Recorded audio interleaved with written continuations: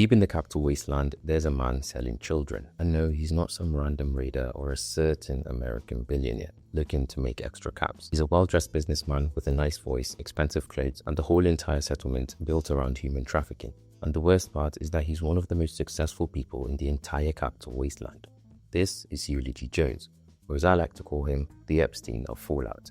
Eulogy Jones runs Paradise Falls, a settlement that used to be a marketplace that has since been converted into a slave trading operation with Eulogy at the very top. The first thing you notice when approaching Paradise Falls is not this big bright sign at the front, but instead what's hanging from it: bodies. Or at least what remains of said bodies. As we head further into the settlement, the cages are what really got me. The moment you step into Paradise Falls, you start to notice these strange cages hanging from buildings and signs. And when you take a closer look, you start to see the true nature of things around here. Inside of these cages are the skeletal remains of what I presume to be slaves that have died, either being left for dead, as a punishment or as a lack of a buyer. As you work further into the town though, you come across an old abandoned theatre with a massive balcony at the very top. And right at the center sits the big man himself, like some wasteland CEO towering over the town he built on suffering and trafficking of literal children and human beings. Now, you might be curious who these two young ladies standing next to Mr. Jones are. Well then, let me introduce you to Crimson and Clover, Jones's very own personal slaves. Now, as unfortunate as that might seem, there is a bigger elephant to undress. Jesus Christ, I'll just say undress. If you look close enough, they have to be that close really. You can see that they are both wearing these massive collars on their necks. Now, this is by no means the best jewelry that the wasteland has to offer. You can see it around the necks of other slaves in the town, including children too. These things are genuinely horrifying. The collars are strapped to explosives, and one wrong move or act of defiance and your head gets turned into a pulpy mush. As long as you behave and be a good boy, nothing happens to you. He's not some sort of cartoon villain. I mean, he's obviously not, but he doesn't rant about his evil plans. Instead, he spends his evenings making daily rounds to the slave pens to check his inventory, using the word livestock whenever he talks about the people being held there captive. His story gets much more complicated though when you look at his past, as unlike Jeffrey Epstein, Eulogy here inherited Paradise Falls from its previous leader. And when I say inherit, by the way, I mean he basically murdered the old leader in cold blood. Now, don't go feeling bad for the poor guy, as Harmon Jurley, the previous leader of Paradise Falls, ladies and gentlemen, was a cannibal. Yeah, not a lot of good role models in the wasteland. Although Eulogy claims he is where he is today through hard work and dedication, I find myself not believing him, for obvious reasons, as he's one of the only characters in Fallout 3 to have very evil karma. Most wastelanders don't even treat him as the problem he obviously is, and to me that's the chilling part about Eulogy Jones. He operates completely out in the open. Everybody passing by Paradise Falls knows what is going on and treats it like an open secret. The comparison I make to Epstein is not because they were both into trafficking, obviously not. How someone builds a network by getting powerful people invested in their operation and carrying it all in plain sight because said people benefit from you existing and offering them a certain service. Now do a well enough job at this and the people will do everything they can to keep your operations under wraps. Eulogy Jones does this perfectly. He's got the right personality to go along with it too. People often refer to Epstein as charming, articulate and charismatic, as well as being able to read people exceptionally well. Characteristics that can be applied to Jones perfectly. He'll talk to you about success and entrepreneurship while two enslaved women stand beside him with bombs on their necks. The game lets you have pleasant conversations with him at first, because that's how this kind of operation usually works. You don't meet the monster and immediately know that they're a monster. You meet a businessman who's very good at his job. Now, this is where things get dark, let's just say. Eulogy has a set of quests that he can offer you. One of them is called the Kid-Kidnapper, where he wants you to go to Little Lamplight, a settlement built into a cave entirely built and operated by children. And I'm not kidding when I say this, bring back a child named Bumble.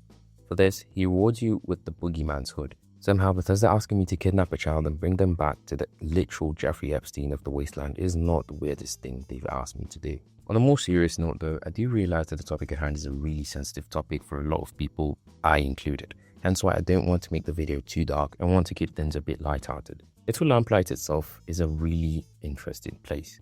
It's built in an underground cavern that used to be a tourist attraction before the bombs fell. On October 23, 2077, when the world ended, a school group from Early Dawn Elementary School just so happened to be on a field trip inside of said caves. 82 children got trapped on the ground, and the adults with them tried to get help, and little by little went outside and never came back. Over the next couple of days, all the remaining adults either left the children to seek help or died while trying. The surviving children decided that the adults were the problem somehow and established two rules that still exist 200 years later. 1. You obey the mayor, who's elected by the settlement. And 2. Once you turn 16, you have to leave the settlement or you get exiled. And sometimes, if needs be, you get killed. The kids have a word they call adults, and honestly, it sounds like a slur to me. They call them mongos and treat them like a contamination. Which all sounds funny until you realize that these kids survived longer than most grown adults in the wasteland, and somehow they built an actually impressive settlement to back it up too.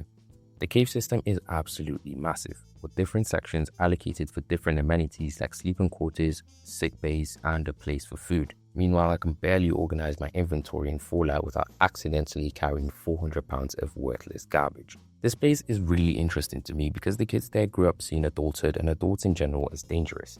And honestly, can you even blame them? Look at what's outside. Slavers and murderers. It's all they've ever known. And right nearby, you've got Paradise Falls, a town where people literally buy and sell human beings. No wonder they don't trust adults. The location of both settlements being close together honestly feels intentional. One place is a bunch of children desperately trying to preserve their innocence, while the other is adults completely destroying it for profit. If this video is making you angry at a video game character, I'd really appreciate if you subscribe and like the video. And back to the video. Clover specifically is what Eulogy is selling to you if you want to buy her. He'll describe her as the craziest girl he's ever seen. Eulogy clearly hasn't met my ex-girlfriend. He says she's crazy in a fight and crazy in every possible way. But most importantly, she's crazy in love with whoever's holding her leash. For the low cost of 1,000 caps, Clover could be yours. A woman with a bomb collar on her neck, psychologically broken by her situation, described by her owner like she's a product. And to him, he's not wrong either. She is just a product. That's the entire point. The quest to rescue the children is called Rescue from Paradise, where you have the options of buying 3 children kidnapped from little Lamplight's freedoms for 2,000 caps or 1,200 caps if you're good at negotiating with Eulogy. Which is honestly just dark considering you're haggling over the price of children. You could also steal the key to the slave pens, or, you could do what every mentally stable 4-hour player does, quick save and turn Paradise Falls into what I assume would be a very regular day in Chicago. After wiping out all the bombs parading as guards, I went ahead to free all the children and other slaves before heading over to meet the big man himself.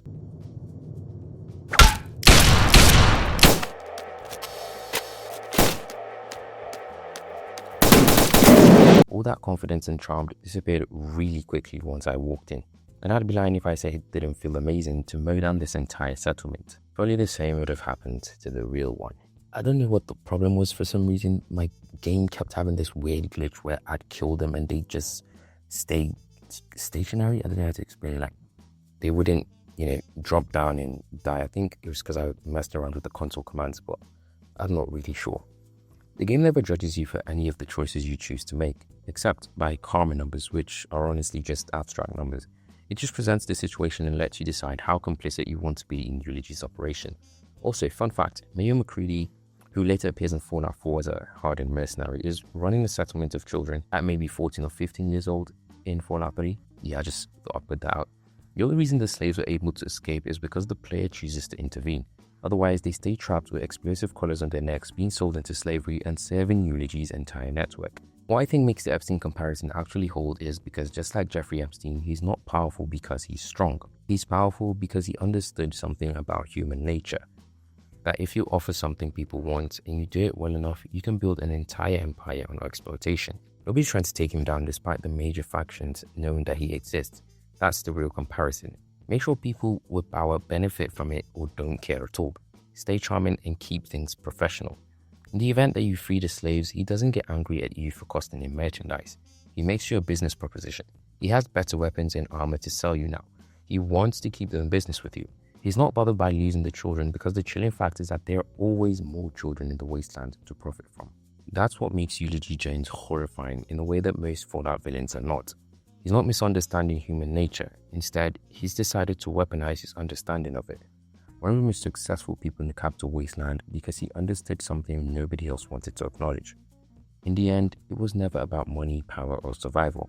It was about control, and in the Fallout universe, the people who control the strings are the ones who decide who gets to live. If you enjoyed the video, I'd appreciate if you checked out my other videos as well, then drop a comment below. I'm reading every one of them, and thank you for giving me your time. If the topic of control interests you, I'd appreciate if you checked out my video. I talked about the history of Vault-Tec. Thank you very much.